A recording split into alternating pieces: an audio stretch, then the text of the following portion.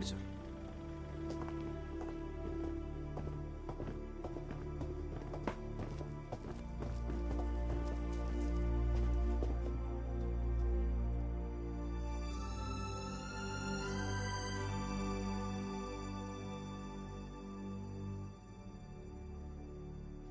వీళ్ళు జోస్ భార్య కొడుకు సార్.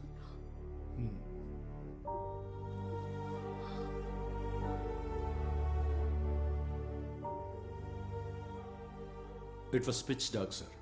అందువల్లే వెహికల్ ఏదని ఖచ్చితంగా ఐడెంటిఫై చేయలేకపోయాం. Hit and run possible. He was a very efficient, honest police officer. I no.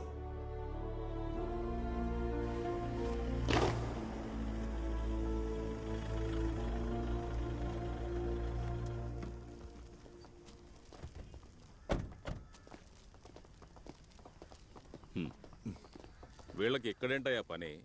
జోసు కొన్నాళ్ళు సిబిఐలో డెప్యుటేషన్లో ఉండేవాడు కదా.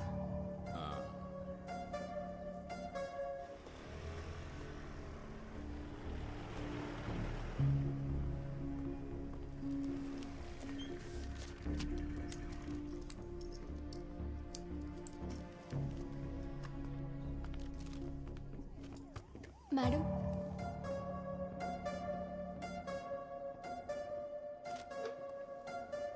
నువ్వు ఏం చూసావో అది సత్యదాస్ సార్కు చెప్తే చాలు.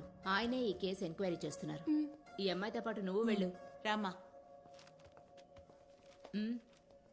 ఈ ఇన్ఫర్మేషన్ ఇస్తే పోలీసులు డబ్బులు ఇస్తారని నా ఫ్రెండ్ చెప్పాడు.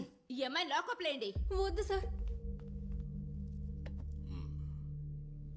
నిన్నక్కడ చూసినందువల్లనే రూమ్ లో ఉన్న ఆ వ్యక్తి లైట్ ఆఫ్ చేశాడు. అది నిజమేగా? అవును sir.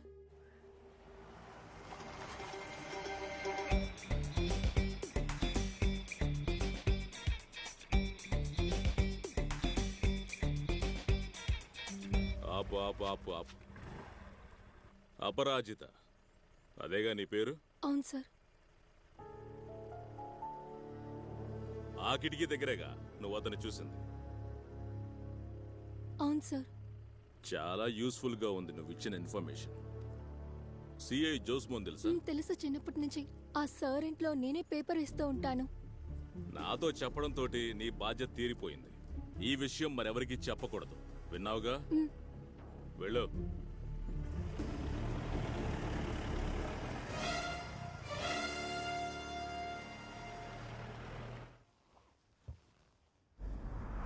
Hello. Good morning sir. Morning. ఒక చిన్న రిక్వెస్ట్ సార్. ఎస్. ఆ సిఐ జోస్మోన్ మర్డర్ ఇన్వెస్టిగేషన్ నుంచి సత్యదాస్ని తప్పించాలి sir. Why? He's corrupt sir. Josemon ఫ్యామిలీకి న్యాయం జరగదు sir. You know sir, he's highly corrupt. నాకు అలా అనిపించడం లేదు. ఇప్పుడే కదా ఎంక్వైరీ మొదలెట్టాడు. It's not that sir. No no no, don't talk out of your hatred towards him. Let us see.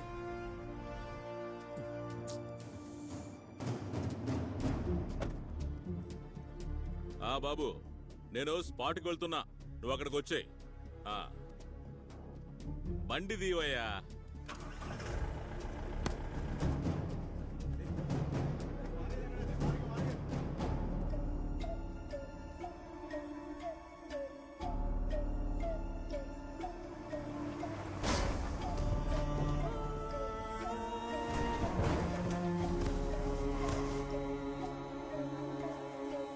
పోలీసుల్లో జోసుకున్నంత మంది శత్రువులు ఇంకెవరికి ఉండరు. శత్రువులంటే నీ ఉద్దేశంలో ఎవరు? శత్రువులంటే ఈయన వల్ల బాధపడ్డవారు. ఇంకా లోతుకెళ్తే లెక్కలు పెరుగుతాయి. ఏమైనా గాని చెప్పు. బాస్కెట్ కిల్లింగ్స్ విని విని ఆ పేరు ఇప్పుడు కామన్ అయింది. చూడు, అక్కడ జరిగిన మరణాలకి ఏదో ఒక సంబంధం ఉందని, అనుమానం ఉందని మొదటిసారి చెప్పింది విసిల్ బ్లోవర్ జర్నలిస్ట్ బాసురన్. వాడు చెప్పినవన్నీ పేపర్స్ లో రావడానికి ముందే విజిల్ ఊది వాడే పోయాడు. ఆ తర్వాత విచారానికి దిగిన జోస్ కూడా పోయాడు. మనము పోతామని భయంగా ఉందా? బాసురన్ చెప్పిన వాళ్ళంతా చాలా గొప్ప వాళ్ళు. బాస్కెట్ కిల్లింగ్స్ ఇప్పుడు నైట్ మేర్ కదా దాస్. అందుకని ఎవరు చెప్పినా సరే ఈ ఎంక్వైరీకి నన్ను పిలిపించినందుకు చాలా సంతోషం. ఇప్పుడు నాది ఒక రిక్వెస్ట్. రిక్వెస్ట్లేమీ అక్కర్లేదు బాబు, నేను నిన్ను వదిలేస్తాలే. నిన్ను మాతో చేర్చుకోమన్నాళ్ళతో నేను ఏదో కారణం చెప్పుకుంటానులే. థ్యాంక్స్. నేను వెళ్ళిపోవడం మీకు సంతోషాన్ని ఇస్తుందా? చాలే పోరా. భయంగా ఉందా ఇక్బాల్? నువ్వు కూడా వెళ్ళిపోవచ్చు.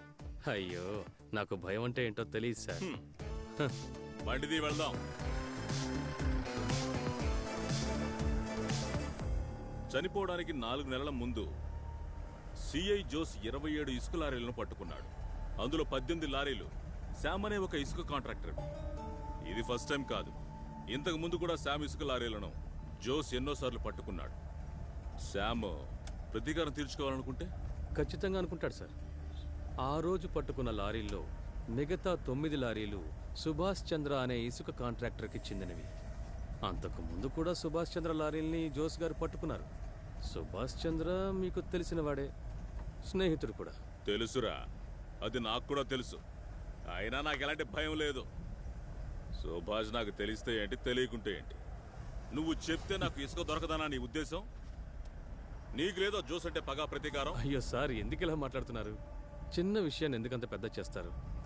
సారీ సార్, సుభాష్ గురించి నాకే చెడు అభిప్రాయం లేదు. ఇసుక శామ్ విషయంలో ఒట్టి సందేహం మాత్రమే కాదు, దేర్ ఆర్ అదర్ ఎవిడెన్సెస్. నువ్వు బండిని తిన్నగా ఇంటికి తీసుకుపో. Okay sir.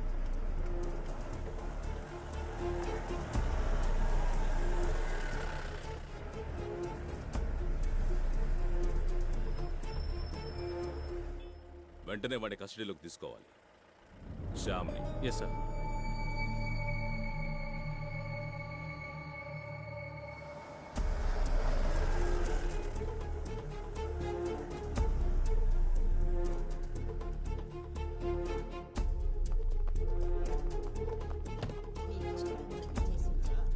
ఇవాళైనా కడుపు నిండా తినండి. అరెస్ట్ కాదు, విచారణ కోసం అంతే. ఎప్పుడు వదులుతారు సార్? వీలైతే తెలిసిన వాళ్ళు ఎవరితోనైనా చెప్పించండి.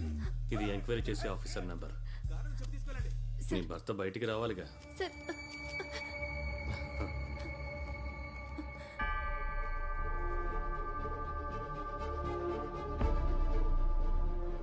శామ్ ఎక్కడుంటే వచ్చి అరెస్ట్ చేశారు? ఇంట్లో ఉండగానే నిన్న రాత్రి. కానీ అరెస్ట్ కాదని చెప్పారు. మరి అది ఆఫీస్. హలో, నా పేరు ఫాదర్ జేమ్స్ జార్జ్ తగడియల్. నేను ఫోన్ చేసింది మీరు కస్టడీలోకి తీసుకున్న ఆ శామ్. వదిలేదే లేదు. దొంగలకి దోపిడీగాళ్ళకి వగాలు తప్పించుకోవడానికి మీకు సిగ్గుగా లేదా ఫాదర్? ఆ చెత్త నా కొడుకు మా డిపార్ట్మెంట్ లో ఒకరిని బండి తొక్కుతూ చంపించాడు. వాడిని వదలాలా?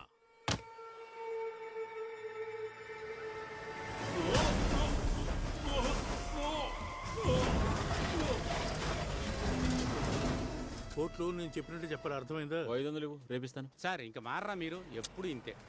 పోలీసులు అంటే ఎవరికి నమ్మకం లేకుండా పోయిందే. ఆ? ఓ, ఎంత పెద్ద యాక్సిడెంట్! ఎలా తప్పించుకున్నాడు అబ్బాయి ఈయన? ఏంటి ఆయనే చూస్తూ నిలబడ్డా? అంత సులభంగా పోయేవాడు కాదు ఆయన.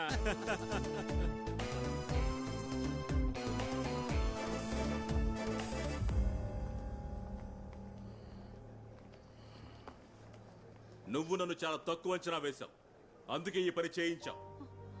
నా అన్వేషణలో నువ్వేం తప్పు కనిపెట్టావే? సార్, మనం ఆ టీ కొట్టు, మనం అక్కడికి వెళ్ళి మాట్లాడుకుందాం. నువ్వు మాట్లాడుకో. సిబిఐ వాళ్ళు ఏం చించుతారో నేను చూస్తాను. పిచ్చి.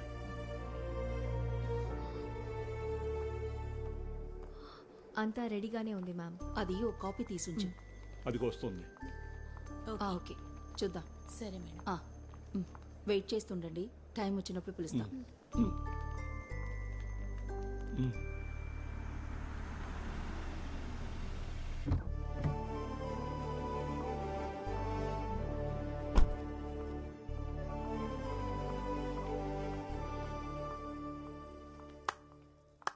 కంగ్రాచులేషన్స్,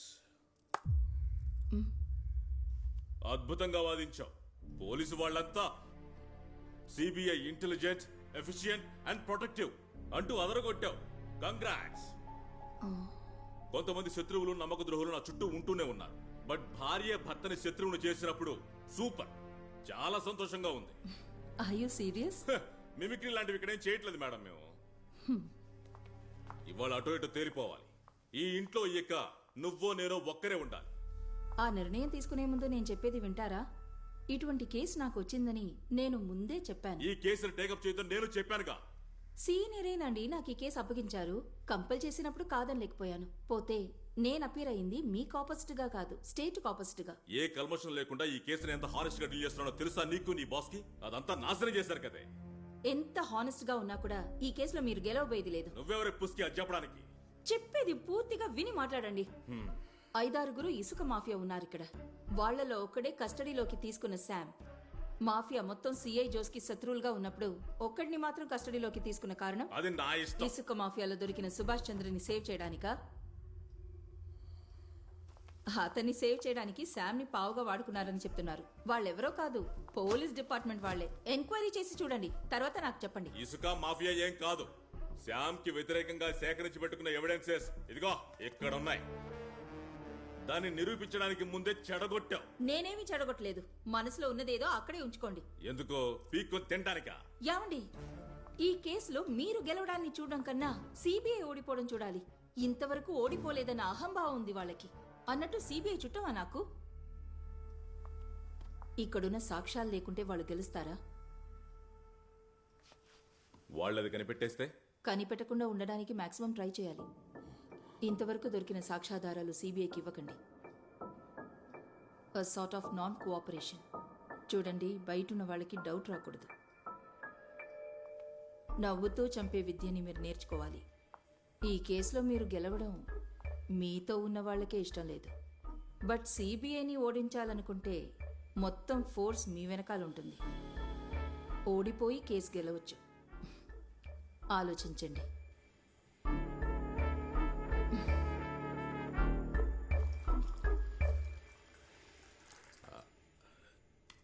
ఇలా లాక్కుని నాకు అప్పుడే దీన్ని రుచి అంటే బాగా తెలుస్తుంది.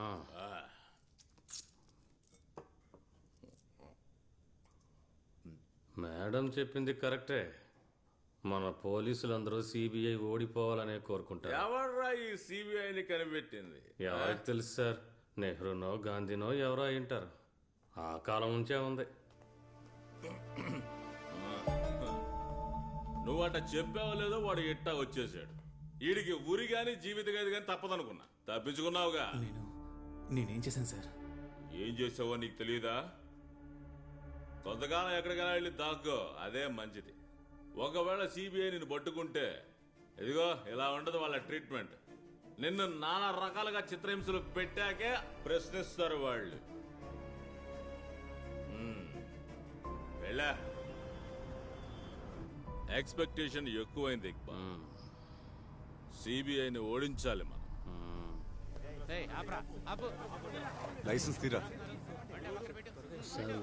అదేంటి ఒరిజినల్ తీసుకురాలేదు, మర్చిపోయింది సార్. అది చూడండి.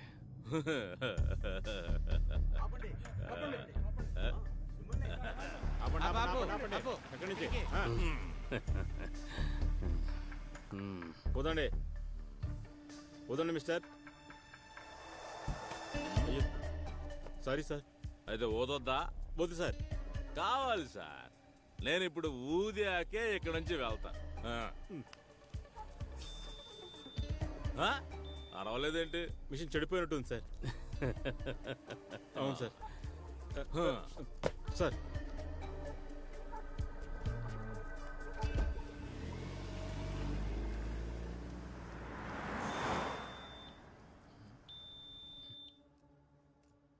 బాలు, మీరు సమాధానం ఏం చెప్పట్లేదు. అన్నీ సిబిఐఏ చూడాలంటే ఎలా సార్? ఇప్పటికే వర్క్ లోడ్ ఎక్కువ, స్టాఫ్ ఏమో తక్కువ. మేమంటే కిట్టన్ వాళ్ళు కూడా ఉన్నారని మీకు తెలుసు కదా. I agree. పోలీసుల తరపు నుండి వ్యతిరేకత తప్పకుండా ఉంటుంది. మరెందుకు సార్ ఈ తలనొప్పి? కారణం ఉంది, ఓపెన్గా చెప్తాను. Strictly not official. Sir, CA Jose మరణం యాక్సిడెంటో లేక మర్డరో క్లియర్గా తెలియలేదు. కానీ మా సత్యదస్తున్నాడే, అతనికి ఏది అనుకూలంగా ఉంటుందో దానికి తగ్గట్టు మార్చుకుంటాడు. Too corrupt unofficial, corrupt to the core. ఇప్పుడు కూడా ఒక అతన్ని కస్టడీలోకి తీసుకున్నాడు. పేరు శామ్, ఇసుక కాంట్రాక్టర్. ఈ వ్యక్తి నాకు తెలుసు. నేను ఇల్లు కట్టినప్పుడు వీడే ఇసుక సప్లై చేశాడు. ఇసుక మాఫియాలో సడన్ గా కోటీశ్వరుడైన పరమనీచుడు వీడు. వీడిని సత్యజాసు పట్టుకుని పిండిలోపు కేసు సిబిఐకి ట్రాన్స్ఫర్ అయిందని సంతోషపడుతూ ఉంటే మీ తరపు నుండి కోర్టుకి వర్క్లోడ్ పిటిషన్ వచ్చింది. ఈ కేసుని టేకప్ చేయడం మా వల్ల కాదు అని చెప్తూ. ఇన్ఫాక్ట్ మిసెస్ జోస్ని నేనే బలవంత పెట్టాను, కేసుని సిబిఐకి అప్పగించండి అని పిటిషన్ వేయమని. బాలు, వర్క్ లోడ్ పిటిషన్ని వెనక్కి తీసుకోండి. జోస్ ఫ్యామిలీకి న్యాయం జరగాలి. మీ సీనియర్స్ ఎవరైనా సరే నేను వాళ్ళని రిక్వెస్ట్ చేస్తాను. Please revisit your decision please.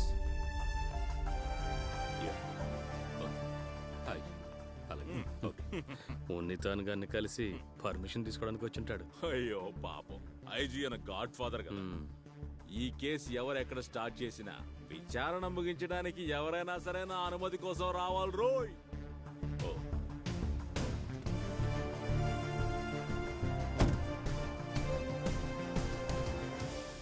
ఎంతగానో చెప్పి చూశాను సార్, ఆయన గారు ఒప్పుకోవడం లేదు. బాగా ప్రెషర్ ఇస్తున్నారు. ఏం నిర్ణయానికి రాలేకపోతున్నాను. స్టాఫ్ ఏమో తక్కువ. ఓహో, వస్తాను సార్. డైరెక్ట్గా మాట్లాడుకుందాం, అదే మంచిది. Okay sir, okay. ఎంతవరకు నేను చెప్పిన విషయాలన్నీ మీడియాలో చూస్తుంటారో లేక పేపర్లో చదువుంటారు, కానీ ఇక జరిగే విషయాలు మీరు విని ఉండే అవకాశమే లేదు. ఎందుకంటే సిబిఐ వాళ్ళ media presence limited and restricted. ఈ కేసులో సిబిఐ వాళ్ళ విచారణ ఢిల్లీ నుంచి స్టార్ట్ అయింది.